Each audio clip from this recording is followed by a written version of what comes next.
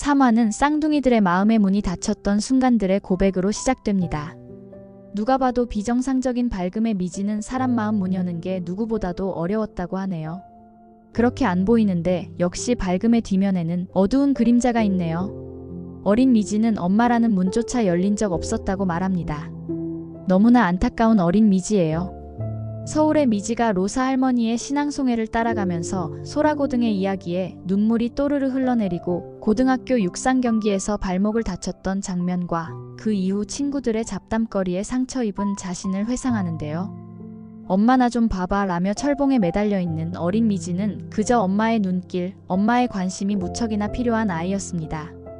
태어나면서 모든 게 미래와 비교되었던 미지는 자신도 쓸모있는 존재라고 증명이라도 하듯이 빛나는 육상 선수의 대활약은 그야말로 미지의 생애 왕의 시절이었습니다. 하지만 자신을 보러 와 준다는 호수가 미래와 껴안고 있는 모습을 목격하면서 미지의 문은 닫히기 시작했는데요. 미래에 대한 질투, 자신에 대한 욕심으로 아직 회복되지 않은 발목으로 무리하게 선수 생활로 복귀하는데요. 가혹하게도 그것은 미지를 더욱 쓸모없고 볼품없는 존재로 만들었습니다. 그렇게 미지의 문은 완전히 닫히게 되었지요. 사람은 세 가지 모습이 있다고 하네요.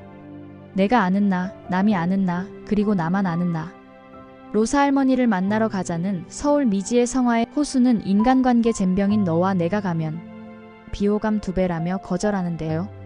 그리고 가려면 미지나 데려가라고 합니다. 미지가 사람 마음 여는 것 잘한다고. 이게 무슨 말일까요?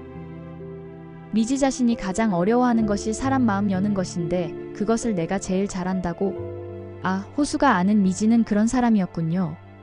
그들의 학창시절은 둘만 아는 웃음과 남들은 모르는 눈물로 기억되어 있었고 절대 열릴 것 같지 않던 문틈 사이로 본 호수에게 미지는 힘껏 달릴 때처럼 가슴이 뛰었다고 하죠.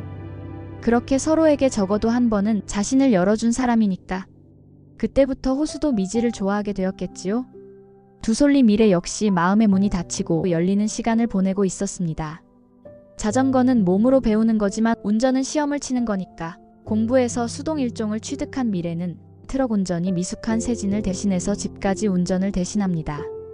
세진은 자신이 참 청개구리 같다면서 할아버지 생전에 그렇게 싫었던 딸기밭, 수동 트럭, 그 의자도. 그런데 이제는 그것을 하게 되었다고 하죠. 세진은 할아버지가 돌아가신 다음에 무엇을 깨달았기에 귀농을 선택한 것일까요? 할아버지의 유산일까요? 아니면 그리움일까요? 섣불리 판단하고 나중에 후회하는 타입이라고 용서를 구하는 세진에게 미래는 마음의 경계가 살짝 허물기 시작하는데요.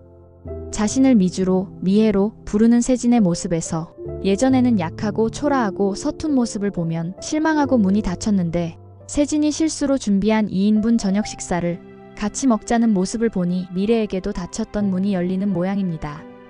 서울의 미지는 로사 식당의 화장실 열쇠를 갖다 주기 위해 친구 박지윤의 차를 타고 오면서 박지윤이 자꾸 캐묻는 바람에 그만 로사 식당이 우리 이모 할머니 집인데 할머니는 막 찾아오는 거 싫어한다고 거짓말로 둘러대게 됩니다. 박지윤은 그 말을 고지 믿고 로사 식당을 불쑥 찾아가게 되는데요. 로사 할머니는 서울의 미지가 손가락을 만지작거리며 당혹스러워하는 모습에 의외의 반응을 보여줍니다. 내가 이모 할머니는 맞는데 막 찾아오는 거 싫어하지는 않는다고 말하지요. 하지만 세상에 의외라는 것은 없죠. 로사 할머니의 과거 이야기가 살짝 비추었는데요. 돈을 갚으라는 남자들의 협박 같은 소리에 손가락을 만지작거리며 어쩔 줄 몰라 하는 나이든 여자를 여학생이 감싸주는 모습이 나오는데 그 여학생이 로사 할머니인지 나이든 여자가 로사 할머니인지 알 수는 없지만 그때 모습에서 로사 할머니는 지금 서울의 미지가 꼭 그때의 자신이라는 생각이 든 모양입니다. 거짓말 들킨 순간은 누구나 그지 같잖아 하면서 청소값이라고 생각하라고 합니다. 그리고 어린애 앞세워서 이런 거 싫다며 회사의 미팅까지 허락합니다. 로사 할머니가 서울 미지의 진짜 이모 할머니가 될 수도 있겠네요. 이모쯤 되는 할머니가 아니고서야 이렇게 인연이 될 수는 없을 것 같아요. 그리고 그 여학생이 어쩌면 로사 장학금이 만들어진 최초의 인물일 것 같은 느낌도 드네요. 로사 장학생 호수가 할머니한테 인사 오고 싶다고 했을 때는 말로는 아쉬운 놈들이나 찾아온다고 하지만 로사 할머니는 반가워하며 내심 찾아와 주길 바라는 표정이었습니다.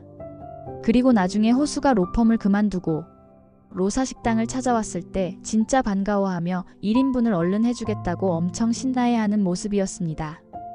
호수는 의뢰인의 피해자에게 도움을 주었다는 이유로 충구에게 미운 털이 박힙니다. 대학 시절 한국대 동문 초대석에서 누구의 편이든 이기는 것, 그것만이 우리 일의 유일한 선이자 본질이라는 충구의 강의에 눈이 빛나도록 박수를 치던 호수였는데요. 충구는 호수가 강해지고 싶어하는 줄 알고 자기 옆에 두려 하는데 호수는 자신의 장애라는 약점 때문에 자신 옆에 있다는 것을 알았다며 호수를 사회공헌팀으로 보내려고 하죠. 비슷한 장애를 갖고 있는 두 사람, 약함이 질색인 충구와 약함의 특별함을 존경하여 충구가 롤모델인 호수가 전혀 안 맞긴 합니다.